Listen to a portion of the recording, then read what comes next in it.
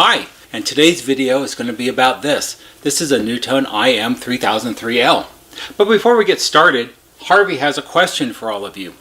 And for those of you who don't know Harvey, this is Harvey. Harvey is a hedgehog, and he's our shop mascot, and he's also the executive producer of all of our YouTube videos, and he's the one that makes sure that the videos are of the highest quality that they can be. And Harvey's kind of known for being a slave driver. He likes to crack the whip and make sure we do a good job here.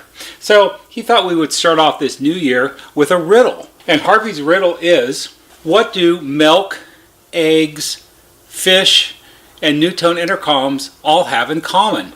And Harvey said we have to wait to give you a chance to think about it. And he also said it's no fair fast forwarding to figure out the answer. You actually have to try to figure it out before he tells you what the answer is. Is that long enough? Harvey said it should be, because he knows all of you are pretty smart. The thing that all of those things have in common, milk, eggs, fish, and NuTone intercoms, is they all have expiration dates. And that's really what this video is going to be about. It's about the expiration date of a NuTone intercom master station. So Harvey's going to retreat off to the back of the house here and make sure we do a good job. And let's talk about NuTone intercoms. This is a special NuTone IM3003L. And no, it doesn't belong to me. It belongs to a customer who sent it to me. What makes this IM3003L special is that, by all accounts, from people who I actually believe, this is actually a new old stock IM3003, never installed, been sitting on a dealer's shelf since they got it in from NuTone sometime in the 90s. We'll find out when that was exactly in a little bit. It sat there unnoticed and unused until just recently, like 2 weeks ago. And 2 weeks ago, it got sold to someone who I'm sure thought that they made quite a score, and they went to go install this in place of an older system that they had. But unfortunately, when they hooked it all up, it didn't work. And that's really what this video is going to be about, is why didn't it work? Because the fellow who installed it, he was quite befuddled about the whole thing, and he couldn't for the life of him figure out why it wouldn't have worked, because it's brand new. But it's not. It's never been used, but it's really not brand new anymore. So let's go ahead and open it up and take a look at it and see what we have. The first thing we should look at is this all-important label on the end of the box. And I think if I hold it like this, you can see this. So right here on the side, it has this little logo. It says MPP. MPP stood for Maximum Performance Product. And what was that? Well, that was the warranty that came with the unit when it was brand new. And if you read what's on the label, it says NuTone products guaranteed for as long as you own your home. Okay, that was back then. That's not today. Okay, the MPP program, it was discontinued 6 or 7 years ago. And no, this doesn't have any warranty. It doesn't matter whether it's never been sold before. It doesn't matter if it was sold by a NuTone dealer and he bought it from NuTone directly. It's a discontinued model. And when models are discontinued, regardless of what the warranty was, it doesn't apply anymore. So the fellow who bought this, he doesn't have a warranty. This is all going to be on him. So let's go ahead and open it up. Well, I guess we should look at the rest of the label first. So it's a NuTone IM3003L. L is for light finish master. Light finish is maple finish. L models were never the most popular models.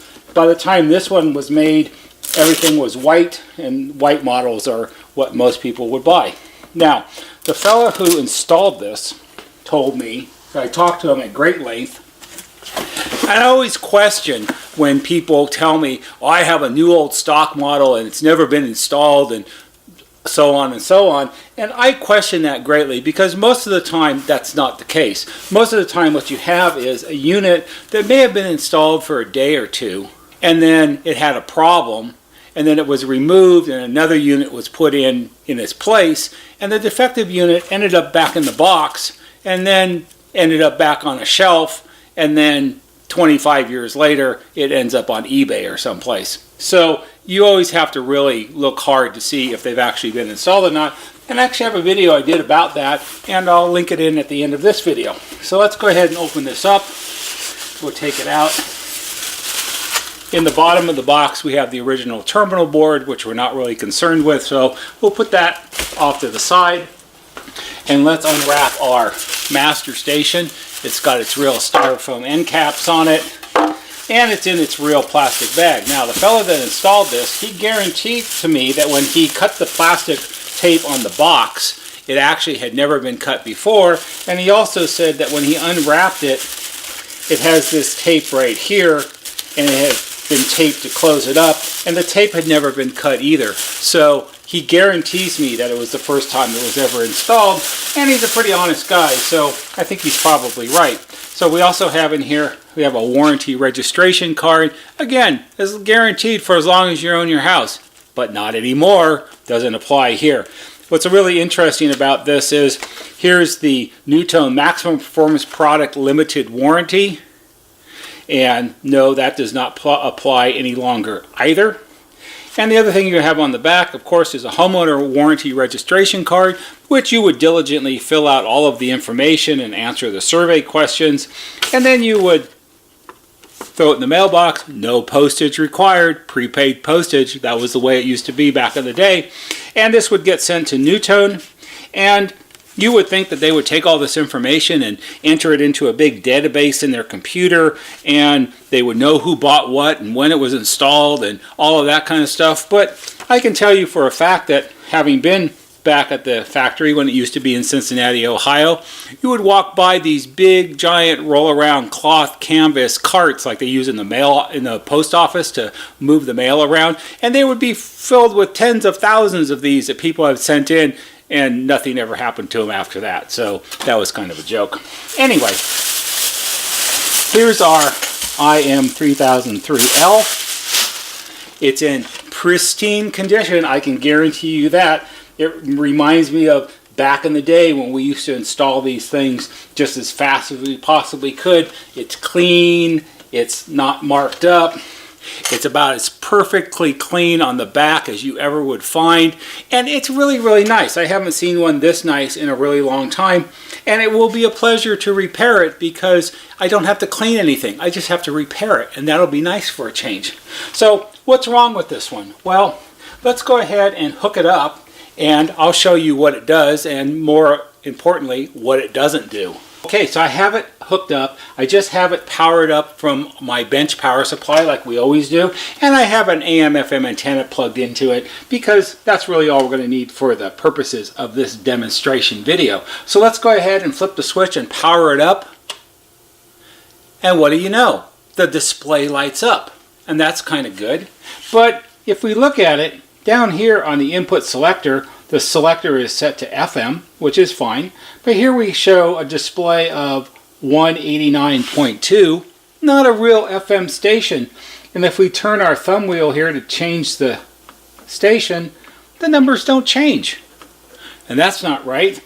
If we flip it over to AM, we have 1543, again, not a real AM number. And again, if we move the tuning dial, it doesn't change. Over here, our radio on and off power button, it's in the on position. And you'll notice that the little red LED light next to it is not lit up. And if we turn this off, it turns off the LED for the selector switch, and it goes back to the time 10, which is fine.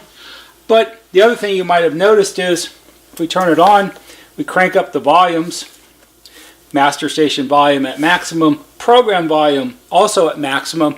Program volume at maximum on a 3003, it would be blasting right now. It would be so loud you couldn't hardly stand it. Normal setting for this would be about there. So it's cranked up all the way, and yes, just so you know, all of our room control switches behind the door are all in the on position, and that's great.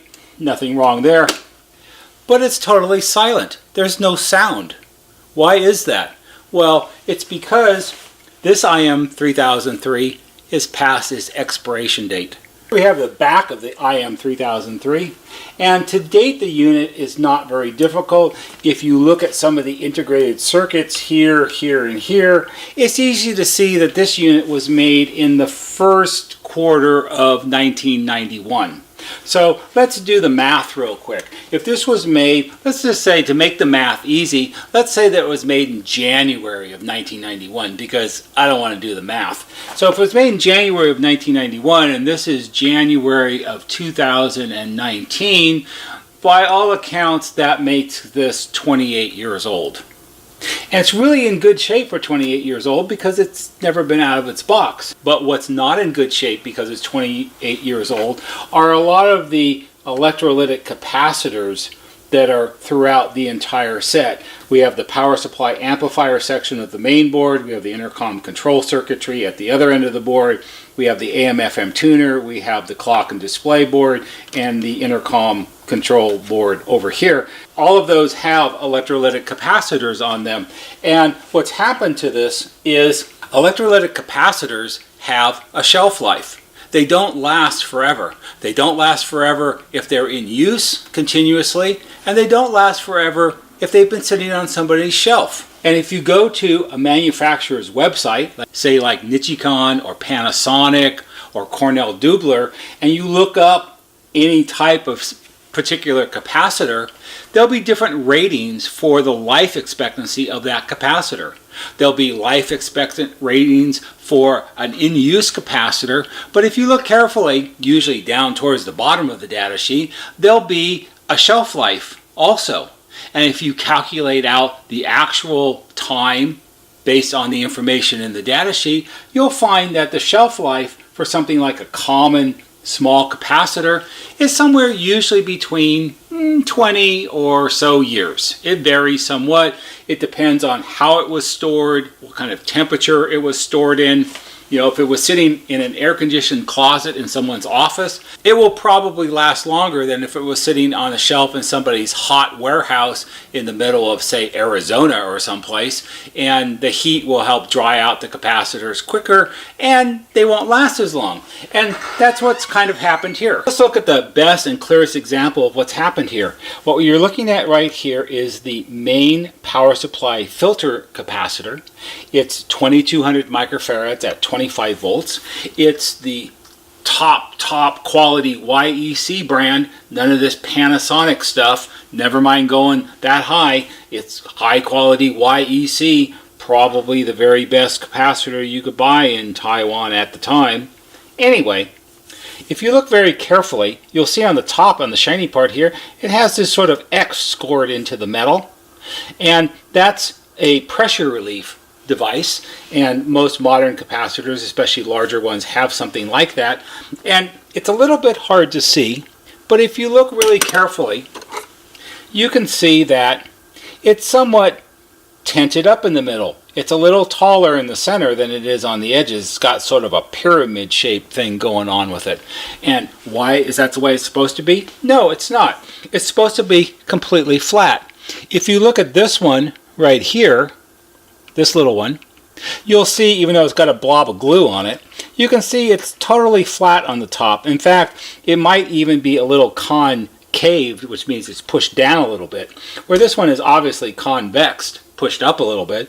And why did it do that? It did that because when it was powered up, pressure built up inside the capacitor, and when the pressure became too great, it pushed up the cap to let the pressure out.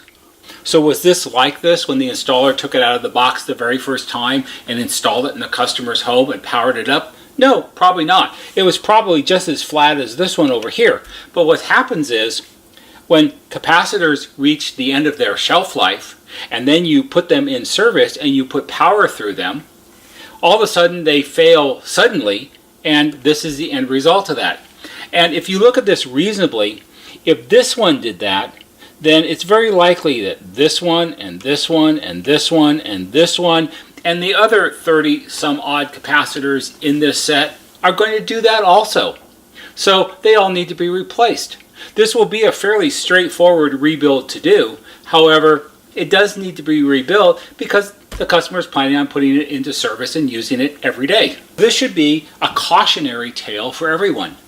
If you go online and you buy what may or may not be truly a new old stock intercom, and it was made 20, 25, 30 or more years ago, if you think that you're just going to pop it out of the box, hook it up, put it on your wall, and you're done, you're probably wrong. Now, we keep track of a lot of things around here, and during the year of 2018, I had 6 different customers send me Intercom master stations that they purchased primarily on eBay that were supposed to be new old stock. Some were and some probably were not. However, none of them had seen much use, but indeed, when they were installed, none of them worked. And some of them didn't work because it was a shelf life issue. Some of them didn't work because they probably were defective out of the box. But for whatever reason it was that they didn't work, they all required repair and rebuild, because that's what happens when things sit on the shelf for 28 years. They're going to need some amount of attention. If you had bought this set and you had paid $25 for it and a little bit for shipping, you probably wouldn't be too upset. It was a good deal. It's cosmetically perfect. You get it fixed and you're good to go. But I'm pretty sure, based on what I know, and pretty sure I'm based on what I see all the time, the person that bought this, they didn't pay $25 for it. I see a lot of sets online for sale, again, primarily on eBay, and people are asking astronomical amount of money for them. Sometimes they're asking, I've seen sets that sell for 50% more than what the published retail price for it was when it was brand new. Okay, if you're up against it and you really need something, I guess that's what you're going to do. But most of the time, you're actually better off, if you have a set that has a problem, to have your set repaired than it is to buy someone else's problem. What I always tell people on the phone when they ask me whether they should buy something like that or not is, lots of times all you're doing is you're trading one set of problems for another. Your set, which you've had for 25 or more years, has a certain problem. You're familiar with the set. It's most of the time they're ordinary problems that are expected on whatever model you have when it's that age. You buy something blindly online, new or used, doesn't matter. You don't know what you're going to get. And this is a prime example. So remember, milk, eggs, fish, and NuTone intercoms, they have an expiration date. So you have to take that into account whenever you're looking to buy something. That's it. I just thought I would show you that because it's the most clear example of what happens when sets sit and sit and sit and they're not put into use. I hope you found this interesting and perhaps it'll be helpful to some of you. If you do, please give it a big thumbs up on YouTube because that always helps. There'll be a banner right here that shows you how to subscribe. Go to our YouTube homepage, click on the bell or on the wheel, put in your email address, and every time we post a new video, you'll get a notification and you can watch it. That's all for today's video about this IM3003L. I've got to fix it now because the guy wants it sent back right away and I got to get it done. So I'll see you on the next video.